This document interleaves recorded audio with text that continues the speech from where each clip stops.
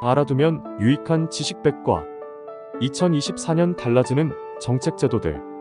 5번째, 교통통신정책제도, 환경기상정책제도, 농축산수산정책제도.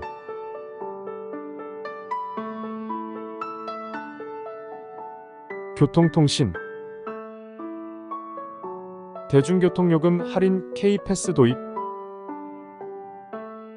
7월부터 한 달에 21번 이상 대중교통을 이용하면 20 할인을 받을 수 있는 지하철 버스 통합권인 K패스가 도입된다.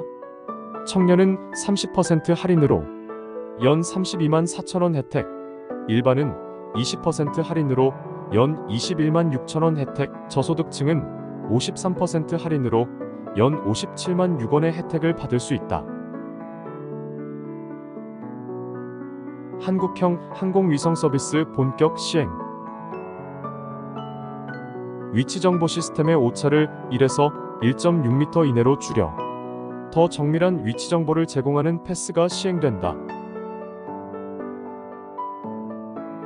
법인 업무용 승용차의 연두색 번호판 도입. 취득가액 8천만원이 넘는 공공민간법인의 업무용 승용차에 연두색 번호판을 부착한다.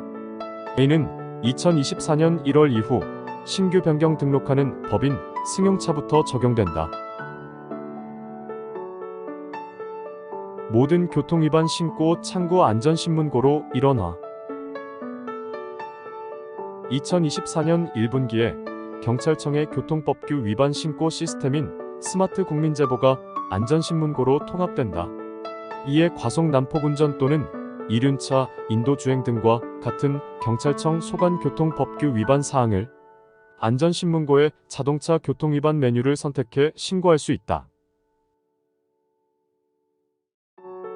음주운전 방지장치 부착 조건부 운전면허제도 도입. 10월 25일부터 음주운전 방지장치 부착 조건부 운전면허 제도를 도입한다. 이에 따르면 5년 이내에 2회 이상 음주운전을 해 면허가 취소된 사람이 다시 면허를 취득하고자 하는 경우 일정 기간 음주운전 방지장치가 설치된 자동차만 운전할 수 있는 조건부 음주운전 면허를 발급받아야 한다. 이 장치는 자동차에 시동을 걸기 전 호흡을 검사해 알코올이 검출되지 않은 경우에만 시동이 걸리도록 하는 방식이다. 서울 지하철 노선도 디자인 40년 만에 변경. 색약자, 시각약자 등 색각 이상자도 쉽게 구분할 수 있는 색상의 명도와 채도, 패턴 등으로 서울 지하철 노선도를 변경한다. 이는 40년 만에 바뀌는 것으로 2024년 1월 말 지하철 5호 9호선 여의도역 스크린도어에 투명 유기발광 다이오드를 이용해 선보이게 된다. 3만원대 오지 요금제 출시. 2024년 1분기 내 3만원대 5세대 이동통신 요금제가 출시되는데 현재 오지 요금제 최저 구간은 4만원대이다. 또 데이터 30GB 이하의 소량 구간 요금제 선택권도 확대된다. 데이터 분쟁 조정 제도 시행. 데이터 산업법에 따라 2023년 10월 출범한 데이터 분쟁 조정위원회가 2024년부터 본격 운영된다. 위원회는 데이터의 생산, 거래 및 활용과 관련된 피해 구제와 분쟁 조정 전반을 수행한다. 환경기상. 배출권 2월 제한 기준 완화. 배출권 2월 제한 기준이 순매도량의 1배에서 3배로 완화된다. 이에 할당 업체는 배출권 매도량에서 매수량을 제외한 순매도량의 3배를 다음 이행년도로 이월할 수 있게 된다. 환경영향평가 축소. 하천 기본계획과 소하천 종합정비계획을 수립할 때 전략 환경영향평가를 약식으로 진행할 수 있게 된다. 민간 투자 방식 하수도 사업의 경우 전략 환경 영향 평가를 거친 유역 하수도 정비 계획에 반영됐다면 추가 전략 환경 영향 평가를 거치지 않아도 된다. 순환경제 규제 샌드박스 도입. 순환경제 사업자가 최대 3년간 법적 근거 없이 실증 사업을 추진할 수 있도록 허가하는 규제 샌드박스가 도입된다. 또 순환자원 지정 고시제 시행으로 개별 사업자가 별도로 신청하지 않아도 기준을 충족하는 폐기물이 순환자원으로 인정된다. 유해 어린이용품 자발적 회수.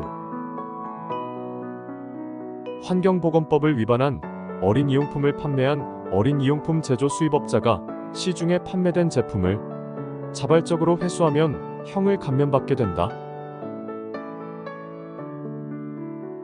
파충류 수입 검역 시행. 야생동물로부터 유래되는 인수공통 감염병 등과 같은 질병이 국내로 유입되는 것을 방지하기 위해 5월 19일부터 파충류에 대한 검역이 시행된다.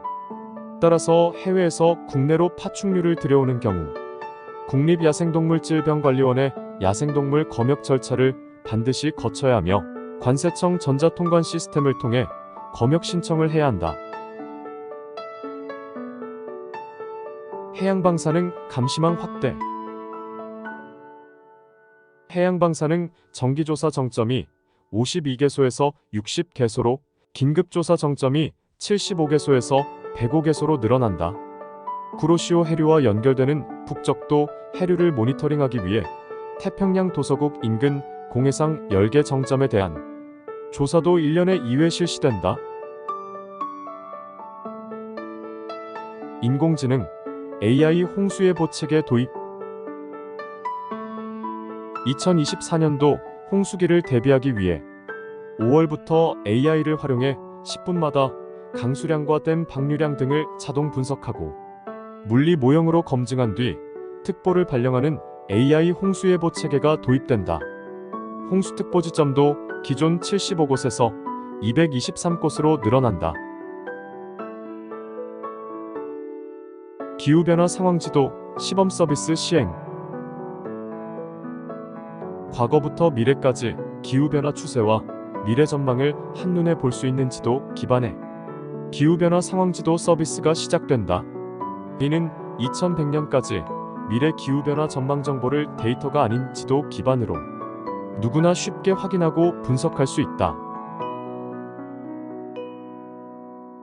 기상청 호우 긴급 재난문자 직접 발송 제도 확대. 일정 기준 이상 강한 비가 관측될 경우 기상청이 직접 해당 읍면동 지역으로 긴급 재난문자를 발송하는 기상청 호우 CBS를 확대 시행한다. 이는 2023년 6월부터 수도권 지역에서만 시범 운영됐으나 2024년에는 광주 전남 지역을 포함해 확대 실시된다.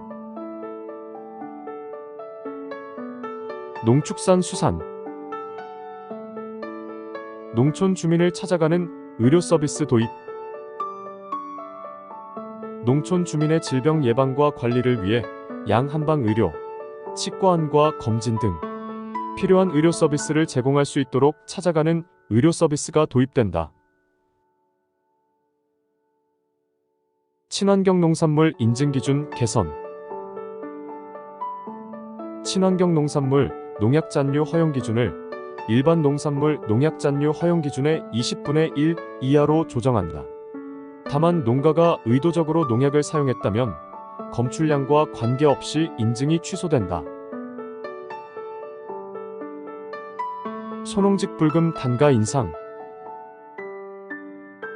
기본형 공익직 불금 대상자 중 소규모 농가에 지급하는 소농직 불금 단가가 가구당 120만 원에서 2024년 130만 원으로 인상된다. 농지-이양 은퇴직 불제 도입. 고령 농업인의 은퇴 이후 생활 안정을 지원하고 청년 농업인에게 농지를 공급하기 위해 농지-이양 은퇴직 불제도가 도입된다. 65에서 75세 농업인이 3년 이상 소유한 농지를 매도하거나 매도를 조건으로 임대하는 경우 최대 10년간 직불금을 지급한다. 전략작물 직불금 대상 품목 확대 단가 인상. 전략작물 직불제 대상 품목이 확대되고 하계작물 논콩과 가루쌀의 직불금 단가가 대폭 인상된다.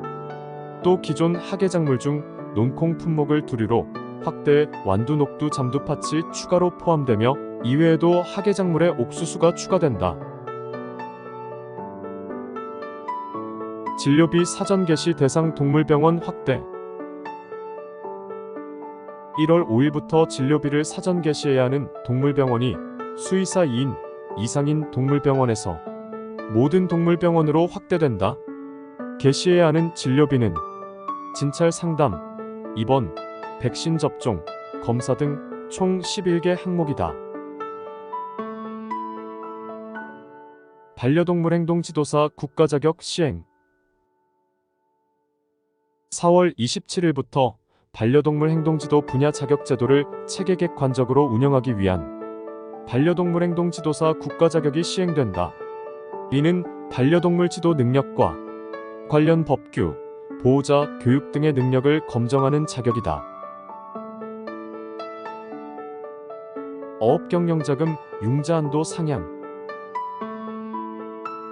어업인의 안정적인 조업을 위해 저리로 공급 중인 수산정책자금의 신규 공급액을 2024년 4조 1천억 원으로 2023년보다 7천억 원 늘린다.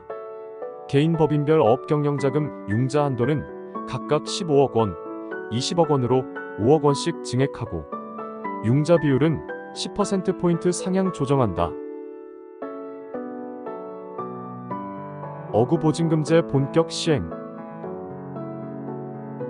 1월 12일부터 해양환경보존과 수산자원 보호 등을 위해 어구보증금제가 시행된다. 각 업체는 보증금이 포함된 어구를 판매하고 어업인이 이 어구를 사용한 뒤 지정된 장소에 반환하면 보증금을 돌려받게 된다. 수산공익직불제 지급단가 인상. 1월부터 소규모 어가와 어선원에게 지급하는 수산공익직불제 지급단가가 120만원에서 130만원으로 인상된다. 수산공익직불제는 농업이나 임업 등과 마찬가지로 영세어업인에 대한 소득 안정 지원을 위해 2023년 4월 처음 시행된 바 있다.